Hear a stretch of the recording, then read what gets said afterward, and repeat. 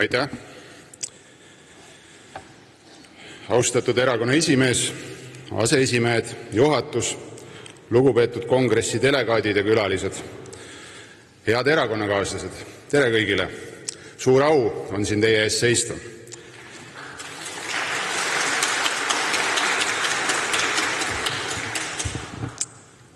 Annan lühiülevaate EKRE volikogu tegevusest möödunud perioodil. Sel perioodil kogunes Eesti Konservatiivse Rahvaerakonna volikogu 3 korral. Esimest korda kogunes praegune erakonna volikogu koosseis 15. septembril 2024. aastal Tallinnas. Antud volikogu istungil valiti volikogule uus esimees ja aseesimees. Volikogu esimeheks valiti teie ees seisev Valmar Veste ning aseesimeheks Liilia Müller.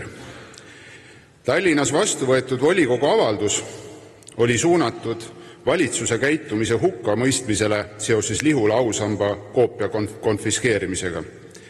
Volikogu avalduses viidati sellele, et taolise käitumisega sülitab Vabariigi Valitsus vaba ja demokraatliku ühiskonna aluseks olevatele põhiseaduse aluspõhimõtetele. Samuti sülitatakse sellise käitumisega Eesti rahva kangelastele, kes 1941. kuni 1944. aastani sõdisid bolševismi vastu, kandes Saksa mundrit. Need mehed olid Eesti kangelased. Au neile!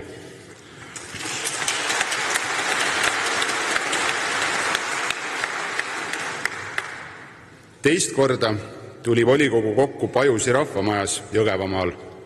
Kuupäevaks oli 14. detsember 2024. Pajusi rahvamajas oli päevakorras punkt, mida just siin saalis hääletasime, ehk erakonna nime täiendamise küsimus. Pajusis avalikustatud poliitiline avaldus puudutas alles hiljaaegu põhiseadust muutva seaduse vastuvõtmist, millega tunnistatakse kohalikel valimistel kehtetuks Eestis elavate kolmandate riikide kodanike ja alates ülejärgmistest valimistest ka kodakondsuseta inimeste valimisõigus. Just Pajusis väljendas erakonna volikogu taaskord selgelt oma seisukohta sellel teemal, et põhiseaduse muudatust täiendataks parandusega, mis piirab valimisõiguse vaid Eesti kodanikega. Me ei pea vastuvõetavaks, et valimisõigus antakse põhiseaduse tasandil mittekodanikele. Volikogu andis erakonna juhatusele ja fraktsioonile suunise otsida poliitilist kompromissi, mis võimaldaks põhiseaduse muudatust ellu viia, lähtudes meie programmilisest seisukohast. Nagu näha, see toimis. Volikogu suunis oli fraktsioonile seaduseks, mis ka suurepäraselt ellu viidi. Võib julgelt öelda, et EKRE võit on Eesti rahva võit.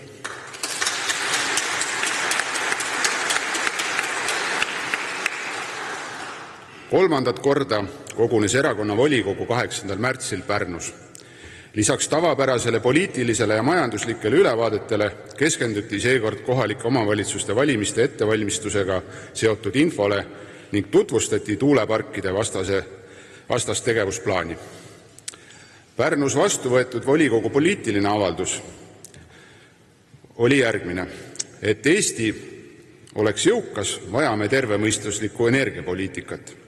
Erakonna volikogu on seisukohal, et enne ei hakka Eesti rahva jõukus ja heaolu kasvama, kui ei ole peatatud korruptiivne ja majanduslikult hukatuslik rohepööre ning naastud tervemõistusliku energiapoliitika juurde. Meie oleme kategooriliselt vastu juhuenergia subsideerimisele. Meie ei usu valet, et juhuenergia arendamine toob elektrihinnad alla.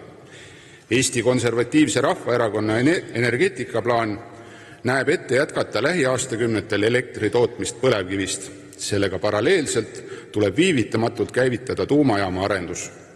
Jaam tuleb planeerida võimsusega, mis ületaks meie tarbimisvajadusi, et tulevikus oleks Eesti taas energiat eksportiv riik.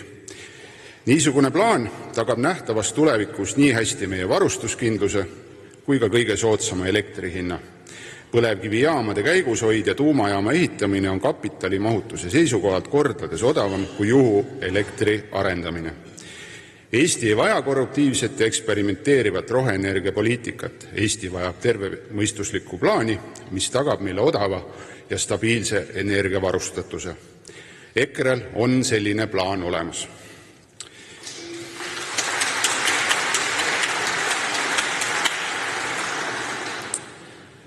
See oli siis lühikokkuvõte EKRE volikogu tööst. Ma tänan siinkohal volikogu aseesimeest Liilia Müllerit meeldiva koostööst ja tänan ka kõiki volikogu liikmeid usalduse ja toetusest. Ja üks aitäh läheb ka Elinale, kes on korralduslikult väga palju volikogu aidanud.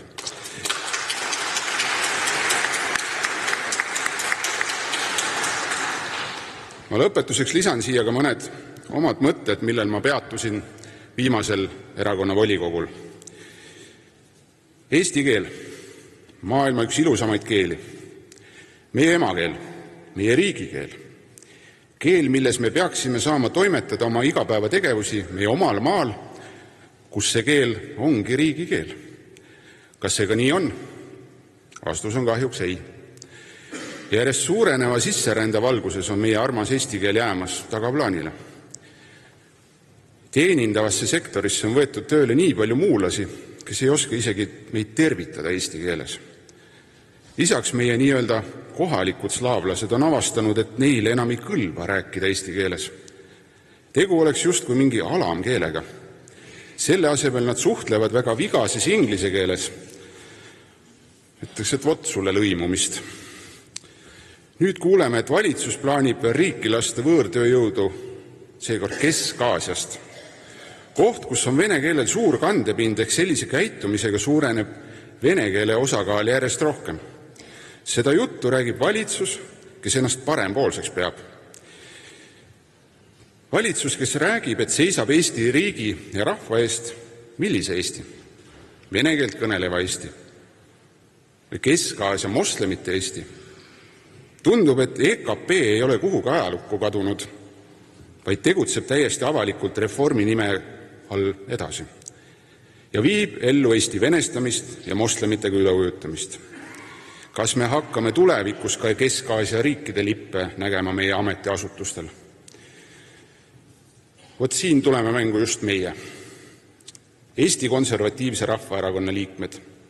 Meie kõigi kohus on seista selle eest, et meie inimesed saaksid oma igapäevatoimetused teha just meie emakeeles, et kõikidel meie asutustel ei lehviks võõra riigi lippe, vaid meie oma lipu.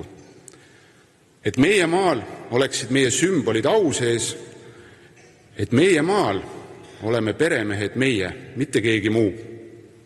Just nii näitame kõigile, et seisame kindlalt selle eest, mis meie rahvale oluline, ning just nii näitame oma tugevust. Just EKRE vaated on need, mida Eestile vaja on, sest meie vaated on sinimustvalged. Eesti eest!